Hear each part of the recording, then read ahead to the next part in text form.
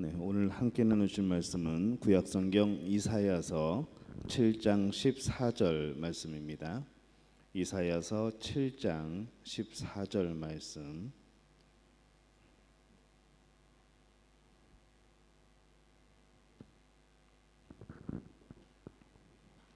이사야서 7장 14절 우리 한 목소리로 함께 봉독합니다. 그러므로 주께서 친히 징조를 너희에게 주실 것이라. 보라, 처녀가 잉태하여 아들을 낳을 것이요 그의 이름을 임마누엘이라 하리라.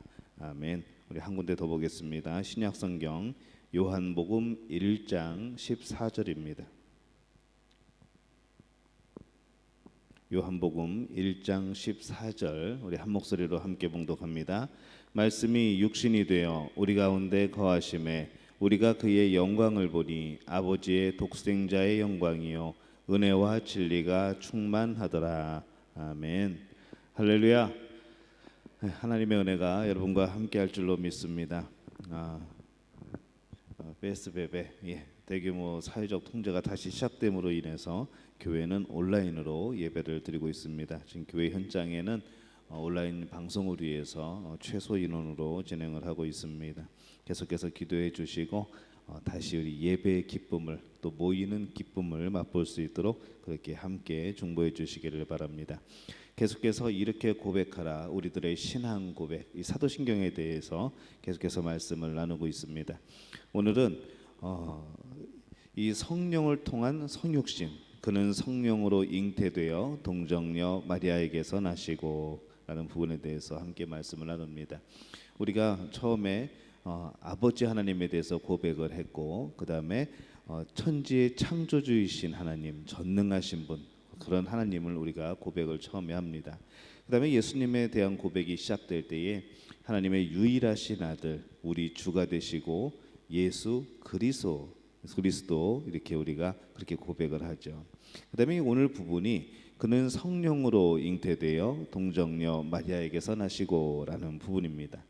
이 성경은 예수님께서 초자연적인 방법으로 이 세상에 오셨다가 또 초자연적인 방법으로 이 세상을 떠나셨다고 그렇게 말씀을 합니다. 예수님이 이 땅에 오신 것은 동정녀 마리아의 몸을 통해서 오십니다. 그리고 예수님이 이 세상을 떠나신 것은 부활과 승천을 통해서 이 세상을 떠나시게 되죠.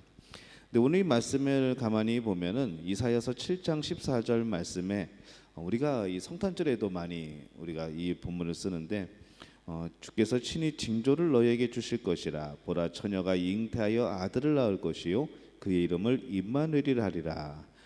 이 말씀의 배경을 보면은 유다 왕 아하스가 이제 어떤 소식을 듣는데요. 누가 보냐면 위에 있는 그 아시리아가 이제 쳐들어온다는 소식을 듣습니다.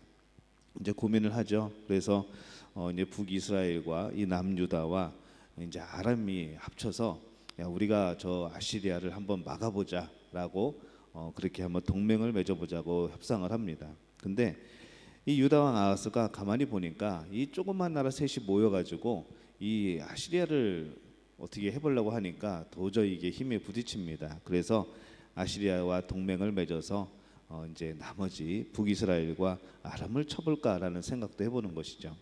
그것을 알게 된 북이스라엘과 아람이 어떻게 이럴 수가 있냐 그러면서 이제 유다를 쳐들어오려고 하는 그런 상황에 이릅니다. 그때 이제 아하스가 기도를 하는 거죠.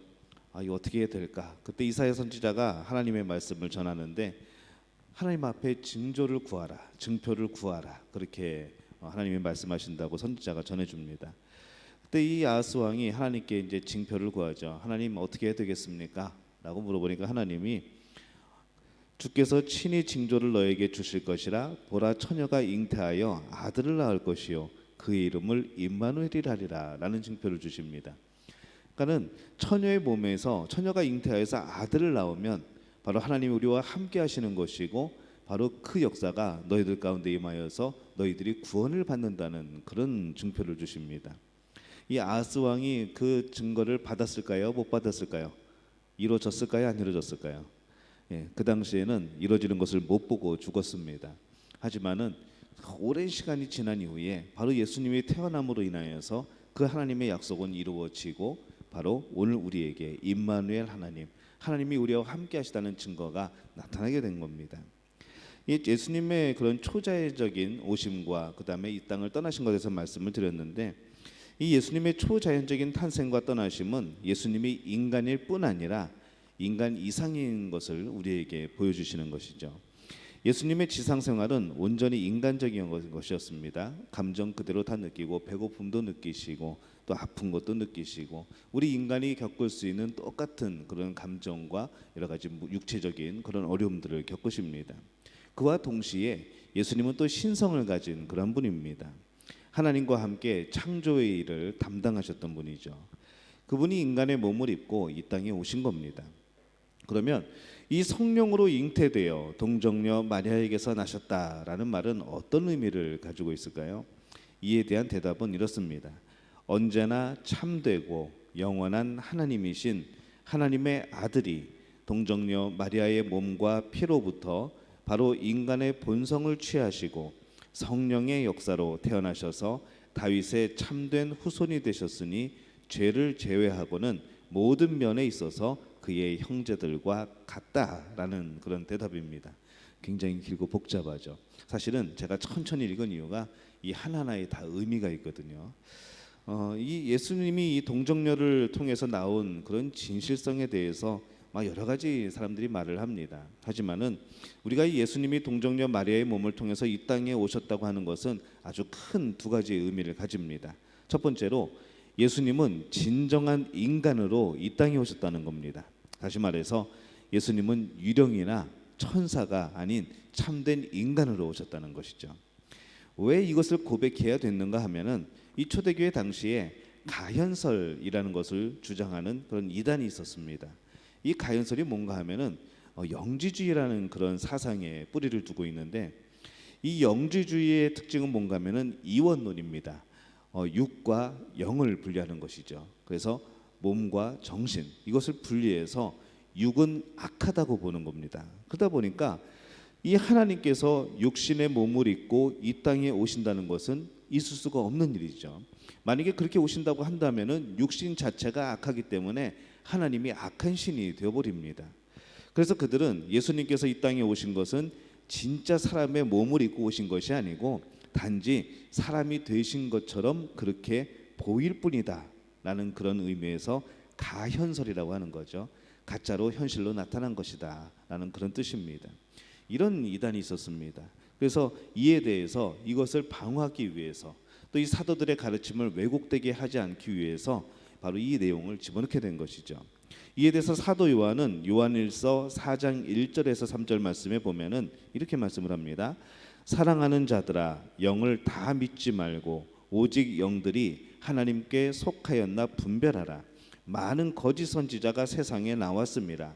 이로써 너희가 하나님의 영을 알지니 곧 예수 그리스도께서 육체로 오신 것을 시인하는 영마다 하나님께 속한 것이요 예수를 시인하지 아니하는 영마다 하나님께 속한 것이 아니니 이것이 곧 적 그리스도의 영이니라. 오리라 한 말을 너희가 들었거니와 지금 벌써 세상에 있느니라. 이렇게 말씀을 합니다. 예수 그리스도께서 육체로 오신 것을 시인하는 영마다 하나님께 속한 것이라. 그 당시에 여러 가지 이런 복음에 대한 도전, 예수님의 인성과 신성에 대한 도전에 대해서 정확하게 그 선을 그은 것이죠. 근데 예수님께서 이 동정녀 마리아에게서 나셨다는 것은 인간의 몸을 가지시고 이 땅에 오신 것을 말합니다. 왜 예수님이 인간의 몸으로 이 땅에 오셔야 됐는가? 우리가 보면은 예수님은 피 흘려 죽으셔야 됐습니다. 히브리서 9장 22절에 보면은 율법을 따라 거의 모든 물건이 피로써 정결하게 되나니 피 흘림이 없은즉 사함이 없느니라. 이렇게 말씀을 합니다. 인간의 죄가 용서받기 위해서는 반드시 희생이 있어야 됩니다. 피 흘림이 있어야 되죠. 그래서 인간의 죄를 용서하시기 위하여서 예수님은 피 흘려 죽으셔야 됐습니다. 이 구약 시대에는 사람들의 죄를 씻기 위하여서 반드시 짐승을 죽여서 죄를 정가시키고 바로 그 피를 흘려서 제사를 드립니다. 바로 이것이 하나님이 정하신 죄를 용서하시는 방법이었죠. 원래 죄 지은 인간은 자신이 피를 흘리고 죽어야 되지만은 하나님께서 사랑하셔서 이 죄 지은 인간 대신에 이 짐승의 피를 흘리게 하여서 그 죄 사함의 방법을 정하시고 길을 열어 주신 겁니다. 이것이 앞으로는 십자가에서 피 흘려 죽으실 예수님의 피에 대한 그런 상징이기도 한 것이죠. 히브리서 2장 14절에 보면은 자녀들은 혈과 육에 속하였음에 그도 또한 같은 모양으로 혈과 육을 함께 지니심은 죽음을 통하여 죽음의 세력을 잡은 자 곧 마귀를 멸하시며 라고 말씀을 합니다. 예수님께서 인간의 몸을 입고 이 땅에 오신 것은 피 흘려 죽으시기 위함이라는 겁니다. 예수님이 인간을 입고 오신 또 한 가지 이유는 무엇인가 하면은 그것은 하나님을 보여주시기 위함입니다. 이 하나님의 영원한 본성을 보여주시기 위해서 인간의 몸을 입고 오시는 거죠. 이 그동안 하나님께서는 선지자들을 통해서 이 하나님이 어떤 분이신가 가르쳐 줍니다. 그런데 이 마지막 날 그 아들 예수 그리스도를 통하여서 우리에게 그 모습을 보여주신 것이죠. 그래서 예수님이 오셨을 때 사람들이 물어봅니다. 하나님을 좀 보여주세요라고 말합니다. 그때 이 빌립이 그렇게 요청을 했을 때 예수님이 뭐라고 말씀하시는가 하면은 요한복음 14장 9절에 예수께서 이르시되 빌립아 내가 이렇게 오래 너희와 함께 있으되 내가 나를 알지 못하느냐 나를 본 자는 아버지를 보았거늘 어찌하여 아버지를 보이라 하느냐 이렇게 말씀을 합니다. 이것을 어떻게 이해할 수 있을까요? 예전에 그 교회에 새들이 많이 날아듭니다. 네, 새들이 날아드는데 왜 날아드는가 하면은 뭔가 먹을 것이 있어서 날아드는 것이 아니라 이 전면부가 유리로 돼 있었습니다. 그러다 보니까는 새들이 그냥 하늘이 막 비추고 그러니까 날아가다가 하늘인 줄 알고 그냥 직진하는 거죠. 그래서 그 유리의 벽에 부딪혀서 떨어지기도 하고 때로는 죽기도 하고 또 그렇기도 합니다. 또 화분들을 많이 올려다 놓다 보니까 그 화분들 사이에서 이렇게 막 쉬었다 가는 그런 새들이 있습니다. 그러다 보니까는 이제 다치는 새들이 이렇게 발견이 되면은 이제 그 새들을 도와주려고 이제 이렇게 잡으려고 하죠. 분명히 도와주려고 잡으려고 하는데 얘네들은 이제 제가 가면은 무조건 일단은 도망갑니다. 어떻게든지 도망가고 날아가고 그럽니다. 놀라는 거죠. 저는 도와주려는 입장이고 새들은 이상하게 여기고 두려움을 느끼고 도망가는 상황입니다. 그때 그런 생각을 해보는 거죠. 만약에 제가 이 새들의 말을 할 수 있다고 한다면 제가 짹짹짹짹 그러면서 내가 널 도와줄게라고 말할 수만 있다면은 얘네들이 안 도망갈 텐데 이 도망가는 겁니다. 그래서 그런 생각을 하면서 이런 생각을 해보는 거죠. 왜 하나님이 인간의 몸을 입고 오셔야 됐는가? 왜 예수 그리스도가 인간의 몸을 입고 오셔야 됐는가? 우리가 생각하게 될 때에 우리는 하나님의 뜻을 모르는 거죠. 이 죄에 빠진 인간들이 그 죄사함을 벗어버리기 이전에 어떻게 우리가 하나님을 발견할 수 있겠습니까? 예수님이 우리의 죄를 용서해 주신 이후에 비로소 우리는 내가 죄인인 것을 깨달았고 내가 하나님의 자녀가 될 수 있음을 알았고 그동안 우리가 하나님과의 막힌 담을 통하여서 우리의 본래의 모습을 회복하지 못하는 것을 그때 알았던 것이죠. 그래서 바로 그 생각을 해보면서 예수님이 이 땅에 오신 이유가 인간의 몸을 입고 오신 이유가 바로 그런 것이 아닌가라는 생각을 해보게 됩니다. 예수님이 동정녀 마리아의 몸을 통해서 이 땅에 오셨다고 하는 이 두 번째 의미는 무엇인가 하면은 예수님의 동정녀 탄생은 예수님께서 죄와 상관이 없는 분이라는 것을 말씀해 주고 있습니다. 이 동정녀의 몸을 통해서 나신 예수님은 바로 우리가 태어날 때 모두 짊어지고 태어나는 이 원죄라고 하는 것, 이 죄악의 오점을 물려받지 않으신다는 거죠. 이 원죄는 우리의 조상 아담과 하와가 지은 죄입니다. 그래서 그 죄를 지은 이후에 모든 사람이 태어나면서부터 바로 그 원죄를 가지고 태어납니다. 죄로 인해 하나님과 분리된 상태에서 태어나는 것이죠. 이렇게 원죄를 가진 인간은 하나님과 다시 화목을 이루기 위해서는 이 죄의 문제를 해결을 해야 됩니다. 근데 이 죄의 문제를 해결을 해야 되는데 우리가 구속받는 방법이 무엇인가 하면은 죄의 값을 치르면 됩니다. 근데 죄의 값이 뭐죠? 사망입니다. 죽음입니다. 그렇다고 한다면은 이 죄의 값을 치르려면은 죄가 없는 분이 우리를 대신하여서 그 죄값을 치러줘야 되는데 인간이 태어날 때부터 이 원죄를 가지고 있기 때문에 우리가 우리의 죄를 사해줄 수가 없는 것이죠. 내가 내 죄값을 치를 방법이 없는 겁니다. 그래서 예수님이 이 땅에 오셔야 되는데 예수님도 그냥 일반처럼 태어난다고 한다면은 예수님도 그 원죄를 가지고 태어나시게 되는 거죠. 그렇기 때문에 예수님은 동정녀의 몸을 통해서 성령으로 잉태되어서 이 동정녀의 몸을 통해서 그 원죄를 물려받지 않고 이 땅에 태어나셔야 되는 겁니다. 그렇기 때문에 예수님이 바로 동정녀의 몸을 빌어서 태어나신 거죠. 죄인은 죄인을 위해 대신 죽어줄 수 없습니다. 죄인을 위해 죽을 수 있는 사람은 죄가 없는 사람입니다. 그래서 예수님께서는 태어날 때부터 죄와 상관이 없는 분이셔야 됐던 것이죠. 인간의 모습으로 태어났지만은 인간이 가지고 있는 이 원죄를 가지지 않는 방법, 그것이 바로 동정녀의 탄생입니다. 그래서 우리는 사도신경에 그 내용을 고백하는 것이죠. 그래서 이 신약 성경은 예수님께서 아무런 죄가 없다는 것을 보여주고 있습니다. 고린도 후서 5장 21절입니다. 저만 읽으니까 답답하시죠? 함께 읽겠습니다. 고린도 후서 5장 21절 시작. 하나님이 죄를 알지도 못하신 이를 우리를 대신하여 죄로 삼으신 것은 우리로 하여금 그 안에서 하나님의 의가 되게 하려 하심이라. 이렇게 말씀을 합니다. 베드로전서 2장 22절도 함께 읽습니다. 시작. 그는 죄를 범하지 아니하시고 그 입에 거짓도 없으시며 라고 고백을 합니다. 히브리서 7장 26절도 함께 고백합니다. 이러한 대제사장은 우리에게 합당하니 거룩하고 악이 없고 더러움이 없고 죄인에게서 떠나 계시고 하늘보다 높이 되시니라. 이렇게 말씀을 합니다. 하나 더 있습니다. 요한복음 8장 46절 함께 읽습니다. 너희 중에 누가 나를 죄로 책잡겠느냐? 내가 진리를 말하는데도 어찌하여 나를 믿지 아니하느냐라고 말씀을 합니다. 예수님께서는 이 죄가 없으시기 때문에 죄인을 위해 죽으실 수 있습니다. 얼마든지 우리의 죄값을 치르실 수가 있는 것이죠. 이 동정녀 탄생이 사도신경에 포함되어 있는 이유가 바로 여기에 있습니다. 이것을 고백하는 겁니다. 그런데 한 가지 알아야 될 것이 있습니다.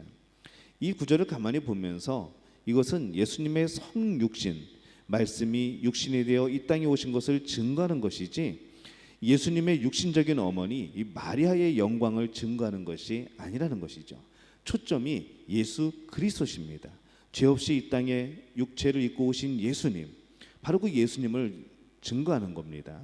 그런데 이 불행하게도 이 로마 가톨릭 교회는 이 구절을 가지고 마리아를 숭배하게 되죠. 그 교리를 발전시키는데 바로 이 구절을 뒷받침을 합니다. 로마 가톨릭에서는 그렇게 말합니다. 마리아는 죄 없이 탄생하였고 죽은 후 즉시 영광에 부활을 했다. 그리고 승천했다라고 말을 합니다. 그리고 어디서인지 모르지만은 그 후에 마리아의 영원한 처녀설이 등장을 합니다. 그러나 이 마리아의 영원한 처녀설이 맞습니까? 여러분 성경을 보면 금방 나오죠. 그 마리아는 오직 예수님이 탄생하시기 전까지만 처녀였고 동정녀였습니다. 왜냐하면은 예수님에게는 예수님의 형제들이 있었거든요. 마가복음 3장 31절에 또 6장 3절에 그 형제들이 나옵니다. 또한 마리아 자신의 그런 고백을 통해서도 우리가 알 수 있는데 누가복음 1장 47절에 보면은 이렇게 고백을 하죠. 내 마음이 하나님 내 구주를 기뻐하였음은. 예수님에 대하여서 그렇게 고백을 합니다. 아들을 보고서 하나님 내 구주라고 그렇게 고백하지는 않죠. 내 마음이 하나님 내 구주를 기뻐하였음은 바로 그분이 예수님이 내가 내 몸으로 나았지만은 그 예수님이 자기를 죄에서 구원해 주실 분이라는 것을 그도 알고 있었습니다. 물론 마리아의 믿음, 그 헌신 참으로 본받을 만하죠. 우리에게 귀감을 줍니다. 마리아는 이성적으로 이해할 수 없는 이 하나님의 말씀, 이 하나님의 역사에 겸손히 응답을 합니다. 마리아는 삶의 면에서도 뛰어난 모범을 보입니다. 그래서 그는 구주이신 예수님을 잉태하는 복을 누렸고 세상을 구원하시는 이 하나님의 계획에 동참하는 큰 영광을 누리게 된 것이죠. 그럼에도 불구하고 마리아는 한 인간입니다. 어떤 신이 될 수 없고 우리의 숭배의 대상이 될 수는 없습니다. 이 마지막으로 어떻게 이 정상적인 성관계 없이 출생이 가능했을까라는 것이죠. 이 처녀의 몸속에 말씀하신 바로 이 하나님이 함께 계신다는 것은 우리 인간의 생각으로는 이해할 수 없는 일입니다. 그러나 많은 사람들이 그것을 보고 조롱을 했습니다. 어떻게 그게 가능하냐? 그거 가짜다. 그냥 전설이다. 그러는 것이죠. 그러나 성경은 이 불가능한 일이 성령으로 말미암아 가능했다고 말씀을 하고 있습니다.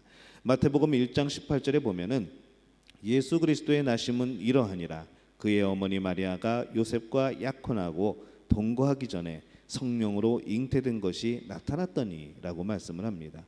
누가복음 1장 35절에서도 천사가 대답하여 이르되 성령이 내게 임하시고 지극히 높으신 이의 능력이 너를 덮으시리니 이러므로 나실 바 거룩하신 이는 하나님의 아들이라 일컬어지리라. 이렇게 말씀을 합니다. 이는 성령으로 말미암은 이 초자연적인 역사였습니다. 그렇기 때문에 사도신경은 고백하는 거죠. 그는 성령으로 잉태되었다. 그리고 그것을 통해서 동정녀 마리아의 몸에서 나셨다라고 말씀을 하는 겁니다. 처녀가 아이를 낳는 것은 분명히 과학적으로 불가능합니다. 그러나 우리가 하나님을 생각하게 될 때에 맨 처음에 우리가 고백했던 내용은 전능하신 하나님이었습니다. 이 전능하신 하나님을 우리가 고백하게 될 때에 이 자연을 초월하고 자연을 지배하는 어떠한 분에 의해서 행해진 일이라고 한다면, 그분이 하나님이라고 한다면은 이거 가능한 것 아니겠습니까? 성령은 우주 창조에 동참하셨던 분입니다. 창세기 1장 2절을 보면은 하나님의 신이 수면에 운행하였다라고 말씀을 합니다. 성령님은 우주의 창조자가 되시는 것이죠. 만일 우리가 이 성령님의 창조의 역사를 믿는다면, 하나님의 창조주 되심을 믿는다면, 성령님으로 말미암은 예수님의 동정녀 탄생, 이것이 어떤 문제가 되겠습니까? 우리의 신앙의 고백인 것이죠. 그래서 이것은 우리의 신앙 고백입니다. 오늘 말씀 중에 우리가 기억해야 될 것이 있습니다. 죄로 인해 갈라지고 죽은 인간을 구원하시기 위해서 하나님은 동정녀 탄생을 이루셨고, 인간이 지은 죄의 값을 십자가에서 아무 죄도 없는 예수님이 죽으심으로 이루셨다는 것. 그리고 지금 우리는 그 은혜로 하나님과 화평을 누리고 살아간다는 겁니다. 이것이 바로 그는 성령으로 잉태되어 동정녀 마리아에게 나시고 라는 구절에 담겨진 의미입니다. 여러분, 그동안 고백하면서 이 부분을 어떻게 고백을 하셨습니까? 태초부터 시작된 하나님의 사랑이 정말로 우리가 이해할 수 없는, 우리가 감당할 수 없는 이 초자연적인 역사를 통해서라도 우리에게 오셔서 바로 우리를 구원하시겠다는 하나님의 그 의지가, 그 뜻이, 그 역사가 이루어졌다는 겁니다. 그 구원의 역사가 오늘 여러분에게까지도 임한 줄로 믿습니다. 우리 믿음교회 성도님들은 이렇게 애절한 하나님의 사랑을 받고 살아가는 사람들입니다. 아직도 이 사랑을 알지 못하는 사람들, 그분들에게 이 복음을 알려야 되지 않을까라는 생각이 듭니다. 오늘 여러분 어떠한 모습으로 살아가고 계십니까? 때로는 이 사도신경이, 성경의 여러 가지 말씀들이 때로는 우리가 이해가 되지 않고 우리 마음속에서 부딪힐 때가 있습니다. 여러분, 그때마다 기도하시기 바랍니다. 성령님께 도움을 구하시기를 바랍니다.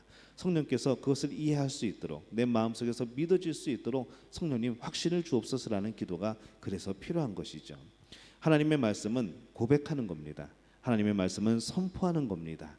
우리의 지혜로 따지는 것이 아니고, 우리 지혜로 헤아려 보는 것이 아니고, 우리 지혜로 그것을 맞나 틀리나 논리적으로 설명할 수 없는 부분일지라도 성경은, 바로 하나님의 말씀은 우리의 믿음의 선포, 바로 믿음의 고백에 대한 부분인 것이죠. 여러분은 어떠한 모습으로 우리가 살아갑니까? 어떤 마음으로 살아갑니까? 우리를 구원하시는 예수 그리스도, 그 사랑을 나타내신 하나님의 그 사랑, 오늘도 우리가 그 안에 살아가고 있음을 기억하며 평안을 누리는 우리 믿음의 가족들이 되시기를 바랍니다. 우리 사도신경을 다시 한번 우리가 한번 고백해 보겠습니다. 눈을 안 감으셔도 됩니다.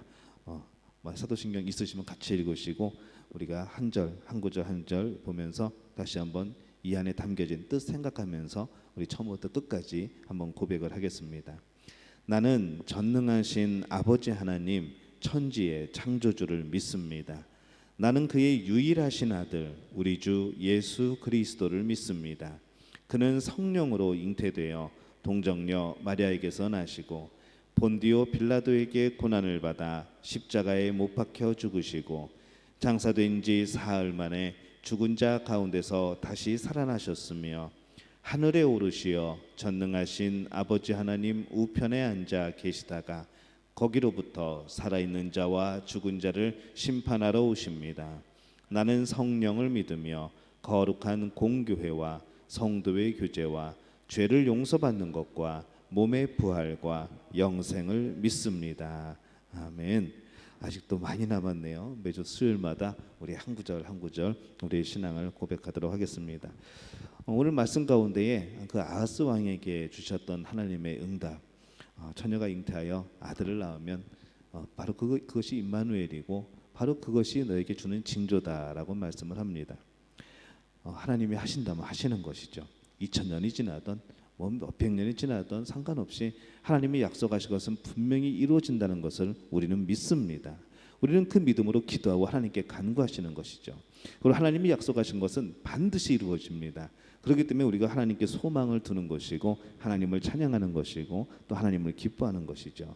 우리 아까 불렀던 찬양 중에 내 맘에 주여 소망되소서, 우리 찬양 정말 가사가 하나님께 두는 그런 소망의 찬양입니다.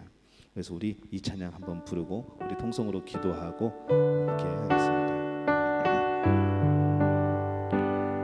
내 맘에 주여, 내 맘에 주여 소망되소서.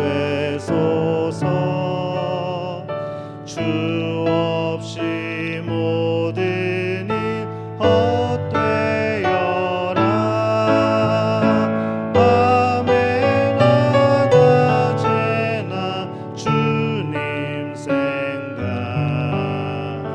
잘 때나 깰 때 함께 하소서. 지혜의 주여 말씀으로써 언제나 내 안에 계십소서. 주는 내 아버지, 나는 아들. 주 안에 내가 늘 함께하네. 세상의 영광 난 보여도 언제나 주님은 나의 기여. 주님만 내 맘에 계시오니 영원한 주님 참 귀하셔라. 영원한 주님 내 승리의 주. 하늘의 기쁨을 주옵소서. 어떠한 고난이 닥쳐와도 만유의 주여 소망되소서.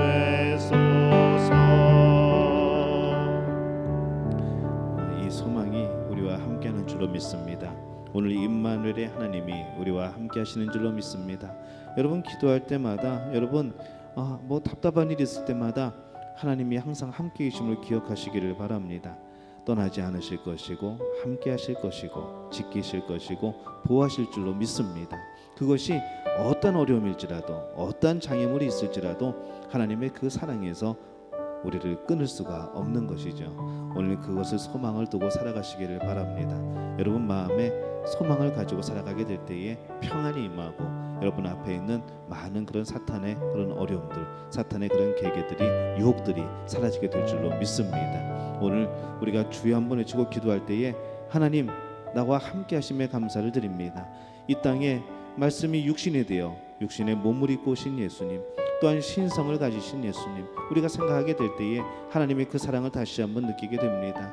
내가 이렇게 하나님의 사랑을 받고 살아가는데 우리가 살아가야 될 모습이 어떠할지 하나님 우리를 알려주옵소서. 우리를 눈을 뜨게 도와주옵소서. 내 생각을 열게 도와주옵소서. 내 마음을 열게 도와주옵소서. 하나님을 위하여서 하나님을 기쁘게 하는 그런 삶을 살아가게 도와주옵소서. 우리 주여 한번 외치고 함께 통성으로 기도합니다. 주여, 아버지 하나님 은혜와 사랑에 감사를 드립니다. 아버지 하나님 우리 생명 함께하여 주옵소서. 아버지 나를 도우신 하나님, 나와 함께하신 하나님, 아버지 나를 끝까지 붙드시고 놓지 않으신 하나님을 생각하게 될 때에 하나님 그 사랑에 감사를 드립니다. 아버지 하나님 언제나 놓치는 것이 우리였고 언제나 연약한 모습으로 하나님께 돌리는 것이 우리의 모습이었는데 아버지 하나님 우리 말씀을 통하여서 아버지 그것이 어떤 일이든 어떤 시간이 흘러가든 아버지 어떤 어려움이 있든 간에 하나님의 능력을 해결하시며 이루시는 모습을 봅니다. 하나님 그 사랑이 아버지 우리에게 임한 줄로 믿습니다. 아버지 그 세상의 그 어떠한 것들도 아버지 하나님의 사랑의 소리를 끊을 수 없음을 주 앞에 고백을 합니다. 하나님 역사하여 주옵소서. 아버지 하나님 안에서 소망을 가지게 도와주옵소서. 내 마음에 주님 소망되어 주시옵소서. 오늘 그 소망을 가지고 살아가는 믿음의 가족들을 기억하여 주옵시고 아버지 그 소망 안에서 다시 한번 하나님 주신 놀라운 약속들이 이루어지는 아버지 그런 모습들을 발견할 수 있도록 도와 주시옵소서. 오늘도 일하시는 하나님을 경험하게 도와주옵소서. 오늘도 우리를 붙드시는 하나님의 손길을 느끼게 도와주옵소서. 우리 심령에 함께하여 주시어서 아버지 하나님만 바라보는 그 모든 삶 속에서 하나님의 놀라주시는 평안과 아버지 기쁨과 감사한 은혜들을 내게 도와주시옵기를 간절히 바라옵나이다. 아버지 축복의 기쁨을 맛보게 도와주옵소서. 하나님이 함께하시는 그 나라를 경험케 도와주시옵소서. 아버지 오늘 현실을 바라보지 아니하며 하나님만 바라보나가는 귀한 수많은 가진 믿음의 가족들 될 수 있도록 하나님 붙드시고 역사하여 주시옵소서. 주님 붙들어줄 줄로 믿습니다. 아버지 하나님 함께하여 주시옵소서. 하나님 아버지 은혜와 사랑에 감사합니다. 하나님만 바라봅니다. 예수 그리스도가 이 땅에 오심을 기뻐합니다. 또 하나님 앞에 감사를 드립니다. 하나님 언제나 우리와 함께 하신다 말씀하셨음을 이루신 것을 우리가 믿고 또 그 말씀대로 살아가게 될 때에 우리 안에 기쁨과 평안이 넘치게 도와 주옵소서. 날마다 예수님을 바라보는 그 믿음으로 하나님을 신뢰하는 그 믿음으로 이 땅에서 승리하는 우리 믿음의 가족들 되게 도와 주옵소서. 예수님의 이름으로 간절히 축복하며 기도하옵나이다. 아멘.